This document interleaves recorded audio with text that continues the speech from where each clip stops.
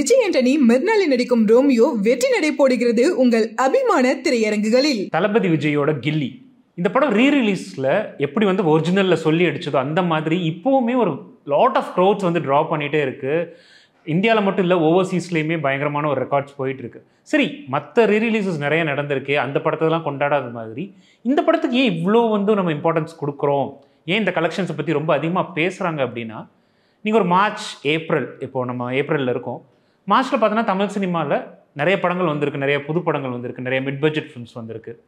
இப்போ அந்த கலெக்ஷன்ஸ் எல்லாம் கம்பேர் பண்ணால் கூட இன்றைக்கி கில்லி ஒரு 3 டேஸில் கிட்டத்தட்ட ஒரு 9.25 crores கலெக்ட் பண்ணியிருக்கு அப்படின்னு சொல்கிறாங்க. இது வந்து ஒரு ரஃப் எஸ்டிமேட் தான். 9.25 crores மற்ற படங்கள் அந்த மார்ச்சில் வந்து நம்ம தமிழ் சினிமாவில் நிறைய படங்கள் ரிலீஸ் ஆகிருக்கு, அந்த படங்களோட கலெக்ஷன்ஸ் எல்லாத்தையுமே பிரேக் பண்ணியிருக்கு. இப்போ இந்த நம்பர் வேர்ல்டு வைட் சொல்லும் போது அரௌண்ட் ஒரு 14 crores 3 டேஸில் கலெக்ட் பண்ணியிருக்கு அப்படின்னு சொல்கிறாங்க. 14 crores வந்து ஒரு சாதாரண நம்பர் கிடையாது. ஒரு தமிழ் சினிமாவுக்கு ஒரு மீடியம் பட்ஜெட் ஃபிலிம் இன்றைக்கி ஒரு 15 crores கலெக்ட் பண்ணால் அது ஒரு ஹிட்டுன்னு நம்ம டிக்ளேர் பண்ணுறோம். தமிழ் சினிமாவில் ஒரு 5 கோடி ஷேர் பண்ணால் அந்த படம் வந்து ஹிட், சூப்பர் ஹிட் அப்படின்னு ஒரு மீடியம் பட்ஜெட் ஃபிலிம்னு வந்து டிக்ளேர் பண்ணுறோம். நான் மீடியம் பட்ஜெட் ஃபிலிம்னு சொல்கிறப்போ அந்த படம் வந்து ஒரு 5 கோடியில் மேக் பண்ணப்பட்டால் அந்த படத்துக்கு ஒரு 5 கோடி ஷேர் வந்தால் அது ஒரு break even, plus OTT satellite ரைட்ஸ்லாம் இருந்தால் அந்த படத்தை ஹிட் அப்படின்னு நம்ம டிக்ளேர் பண்ணுறோம். அதுதான் இப்போ ரீசெண்ட் டைம்ஸில் நடந்திருக்கு. நிறைய மிட் பட்ஜெட் ஹீரோஸ்க்கு மேக்ஸிமம் கலெக்ஷன் இன் தமிழ்நாடுன்னு பார்க்குறப்போ ஒரு 12 கோடி, ஒரு 13 கோடி, இதுதான் அவங்களோட கலெக்ஷன்ஸ் இருக்கும். நான் சொல்கிறது வந்து Tier 3க்கு கீழே இருக்கிற இல்லை Tier 3 ஹீரோஸ்க்கு வந்து அதுதான் அவங்களோட மேக்ஸிமம் லிமிட்டாகவே இருக்குது இப்போ ரீசெண்ட் டைம்ஸில். ஸோ அப்படி இருக்கிற சமயத்தில் கில்லி மாதிரி ஒரு படம் வந்து ஒரு 3 நாளில் ஒரு 10 கோடிக்கு மேலே கிராஸ் பண்ணுது, அது லைஃப் டைமில் ஒரு 12-13 கோடி கிராஸ் பண்ண போகுது தமிழ்நாட்டில் மட்டும் அப்படிங்கிறது வந்து ஒரு பெரிய பெரிய ரெக்கார்டு அப்படின்னு தான் சொல்லணும். இந்த படம் வந்து ஃபஸ்ட் டேயே வந்து தமிழ் சினிமாவில் ஒரு 4.3 crores கலெக்ட் பண்ணியிருக்கு Day 1 இன் தமிழ்நாடு மட்டும். 4.3 crores அப்படிங்கிறப்போ இது வந்து கலெக்ஷன் வைஸ் பார்க்கும் போதுமே இன்றைக்கி வந்து கேப்டன் மில்லர் சொல்கிறோம். கேப்டன் மில்லருக்கு அப்புறம் 2024 செகண்ட் பெஸ்ட் கலெக்டட் ஃபிலிம் அப்படின்னா கில்லி தான், கில்லி ரீரிலீஸ் அப்படிங்கிறப்போ இது எவ்வளோ பெரிய நம்பர் அப்படிங்கிறத நீங்களே வந்து ஃபிக்ஸ் பண்ணிக்கலாம். அதுக்கப்புறம் ஃபுட்ஃபால் வைஸ், அதாவது எப்படி சொல்கிறதுனா, இப்போ கேப்டன் மில்லர் வந்து கலெக்ஷனாக ஒரு பெரிய நம்பர் பண்ணியிருக்கு, ஆனால் எத்தனை பேர் பார்த்துருக்காங்க அதை Day 1 அப்படின்னு நம்ம ஒரு கணக்கு எடுத்தோம்னா அந்த வகையில் அந்த ஸ்டாட்டிஸ்டிக்ஸில் பார்க்கும்போது கில்லி தான் நம்பர் 1 இருக்குது. அதாவது மொத்த மக்கள் ஒரு நாளில் எவ்வளோ பேர் பார்த்துருக்காங்க, அது கேப்டன் மில்லரா கில்லியா அப்படின்னு பார்க்கும்போது கில்லி இருக்குது. அப்போது இந்த கலெக்ஷன் வந்து எவ்வளோ பெரிய கலெக்ஷன் அப்படிங்கிறத நீங்களே புரிஞ்சுக்கலாம். இப்போ கில்லி பற்றி இப்போ இருக்கிற நம்ம ட்ரெண்ட் பற்றி பேசிகிட்டு இருக்கோம். இந்த கில்லி ஒரிஜினல் வெர்ஷன் எவ்வளோ கலெக்ட் பண்ணியிருக்கு அப்படின்னு நம்ம பார்க்கும்போது கிட்டத்தட்ட 43 கோடி, அந்த காலத்தில் வந்து ஒரு 43 crores கலெக்ட் பண்ணியிருக்கு அப்படின்னு சொல்கிறாங்க. இந்த 43 crores சொல்லும் போது அந்த காலத்தில் 43 crores நிறைய படங்கள் பண்ணாலுமே ஒரு ரஜினி சார் அவரோட படங்கள் மட்டும்தான் பண்ணும். இதை நான் இன்னைக்கு தேதியில் எப்படி சொல்கிறதுனா, இப்போ கில்லி பண்ணும்போது விஜய் அவர்களுக்கு வந்து ஒரு 30 வயசு இருக்கும். அப்போ வந்து ரஜினி சார் தான் சூப்பர் ஸ்டார், இப்போவுமே இருக்கார், அந்த காம்படிஷனுங்கிறது இன்னுமே இருக்குது. அப்படிங்கிறப்போ ஒரு 30 வயசில் இருக்கிற ஒரு ஹீரோவோட படம் அப்போ இருக்கிற ஒரு சூப்பர் ஸ்டாருக்கு ஈக்குவலாக இல்லை அதை தாண்டி ஒருத்தர் பண்ணியிருக்காருன்னா அது எப்படிப்பட்ட ஒரு படமாக இருந்திருக்கு, எப்படிப்பட்ட ரன் நடந்திருக்கு அப்படிங்கிறத நீங்கள் புரிஞ்சுக்கலாம்.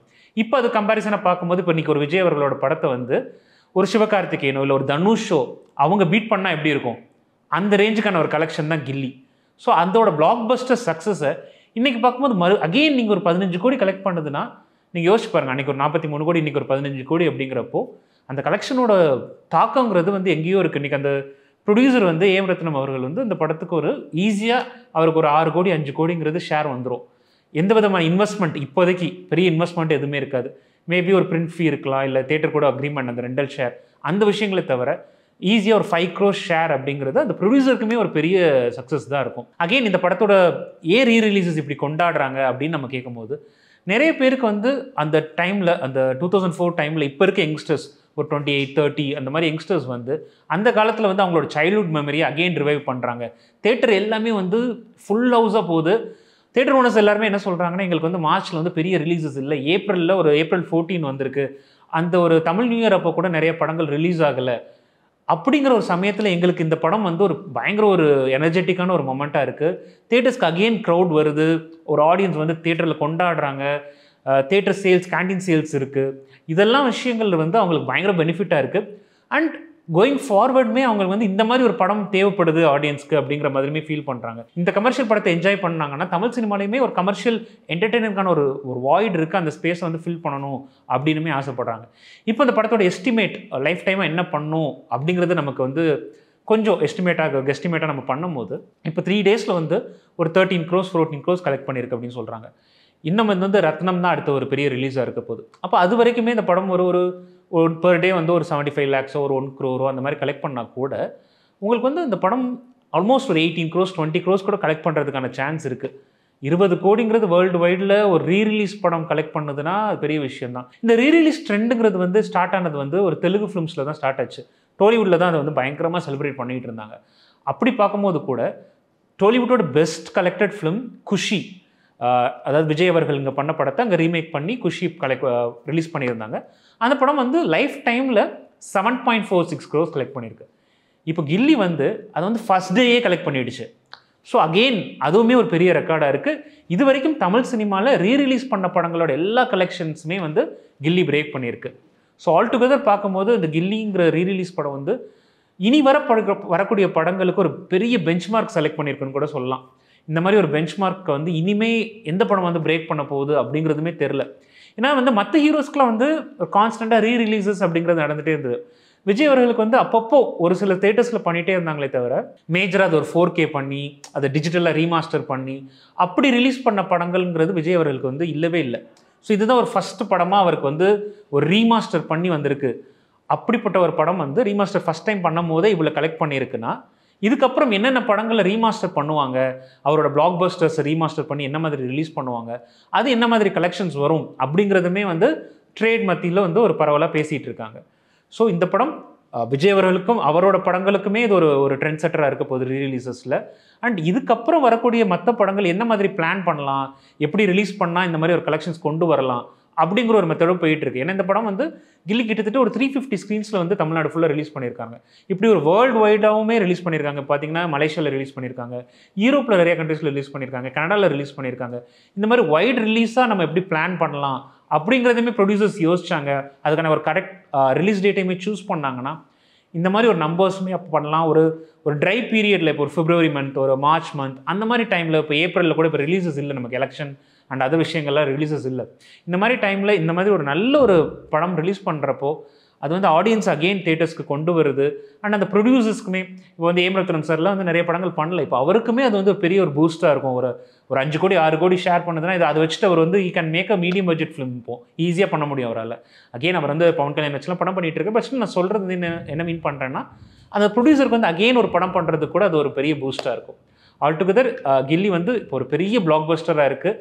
நீங்கள் புட்டுகெதர் பார்க்கும்போது அந்த ஒரிஜினல் வெர்ஷனும் இந்த வெர்ஷனையும் சேர்த்து பார்க்கும்போது இது வந்து ஒரு அட்வான்டேஜாக வந்து ஒரு போனஸ் மாதிரி சொல்லலாம், ஒரு தீபாவளி போனஸ் மாதிரி. தேட்டருக்குமே இது பயங்கர ஒரு ரிவைவிங் ஒரு மெக்கானிசமாக தான் இருக்குது. ஸோ போக போக இந்த மாதிரி நிறைய ட்ரெண்ட்ஸில் நிறைய படங்கள் வரும். அது எந்த மாதிரி ஒரு பிளாக் பஸ்டராக வரப்போகுது அப்படிங்கிற அந்த ரிலீஸ் டேட், அதை ப்ராப்பர் பிளானிங், அதை பொறுத்து எல்லாமே இருக்குது. இப்போது வந்து நம்ம ரிலீஸ்க்கு ஒரு பெரிய ரிலீஸ்க்கான கலெக்ஷன் ரிப்போர்ட்டு அதெல்லாம் பற்றி பேசிகிட்டே இருக்கும். ஒரு ரீரிலீஸ்க்கு இவ்வளோ கலெக்ஷன் டீட்டெயில்டாக நான் இது வரைக்கும் பண்ணதில்லை.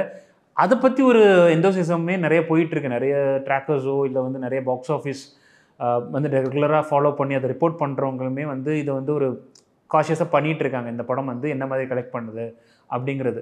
ஏன்னா நம்ம ஒரு 14 crores ஒரு 3 டேஸில் கலெக்ட் பண்ணுறதுங்கிறது அவ்வளோ ஈஸியான ஒரு விஷயம் கிடையாது. அண்ட் இன்னொருமே நிறைய வந்து தேட்டர் ஓனர்ஸும் எக்ஸிபிட்டர்ஸுமே சொல்கிற விஷயம், இப்போது ரீரிலீஸே வந்து இவ்வளோ கலெக்ட் பண்ணுது அப்படிங்கிறப்போ இந்த மொமெண்ட் வந்து விஜய் அவர்களோட பீக் ஸ்டார்டம் அப்படின்னு நிறைய பேர் சொல்கிறாங்க. அண்ட் நிறைய தேட்டர் ஓனர்ஸ் வந்து ஓப்பனாகவே ட்வீட் பண்ணியிருக்காங்க, the best fan base ever for an actor அது வந்து விஜய் அவர்களுக்கு இப்போது தற்போது கிடச்சிருக்கு, இந்த டைமில் கிடச்சிருக்கு அப்படிங்கிறதுமே நிறைய பேர் சொல்கிறாங்க. இது எல்லா விஷயங்களுமே சுற்றி நடந்துகிட்ருக்க இந்த சமயத்தில் கூட அவர் வந்து அந்த ஃபிலிம் இண்டஸ்ட்ரியை விட்டு நான் போகிறேன் அப்படிங்கிற விஷயமே ஹி ஹேஸ் டு ரீகன்சிடர் அப்படிங்கிற ஒரு விஷயமே போயிட்டுருக்கு. நிறைய பேர் வந்து சொல்கிறாங்க இந்த மாதிரி அவர் வந்து ஹி ஹேஸ் டு ரீகன்சிடர். ஏன்னா வந்து ஒரு பீக் ஸ்டார்டமில் இருக்கும்போது எல்லாத்தையுமே விட்டுட்டு போகிறப்போ அது இண்டஸ்ட்ரிக்கு எவ்வளோ தூரத்துக்கு வந்து ஒரு பாதிக்குது அப்படிங்கிறதுமே பேசுகிறாங்க. ஏன்னா கோவிட் டைமில் மாஸ்டர் மாதிரி ஒரு படம் வந்து ஒரு 200 கோடி கிராஸ் பண்ணி தமிழ் சினிமா ட்ரேடை ரிவைவ் பண்ணுச்சு. இப்போ அதே மாதிரி ஒரு மார்ச் ஏப்ரலில் கிட்டத்தட்ட எல்லா படங்களுமே எந்த படமும் கலெக்ட் பண்ண மாட்டேங்குது, தேட்டர்ஸ் வந்து ஆடியன்ஸ் வர மாட்டுறாங்க அந்த மாதிரி ஒரு டைமில் இப்போ இவ்வளோ கலெக்ஷன்ஸ் நடந்திருக்கிறதுமே அகெயின் ஒரு ரெவைவல் மாதிரி தான் பார்க்குறாங்க. ஏன்னா அடுத்து நமக்கு வரப்போகுது ரத்னம் வரப்போகுது, அரண்மனை வரப்போகுது, ஸ்டார் அப்படிங்கிற ஒரு படம் வரப்போகுது. அது மாதிரி மே ஜூன் ஜூலைங்கிறப்போ நிறைய பிக் ஃபிலிம்ஸுமே வந்து தேர் in line up.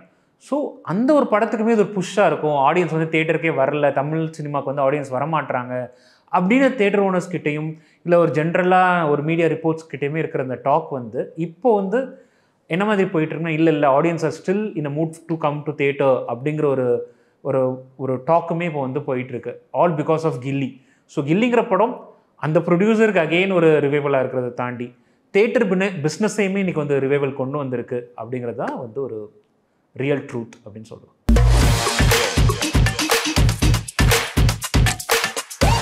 Vijay Antony மிர்னாலில் நடிக்கும் ரோமியோ வெற்றி நடை போடுகிறது உங்கள் அபிமான திரையரங்குகளில்.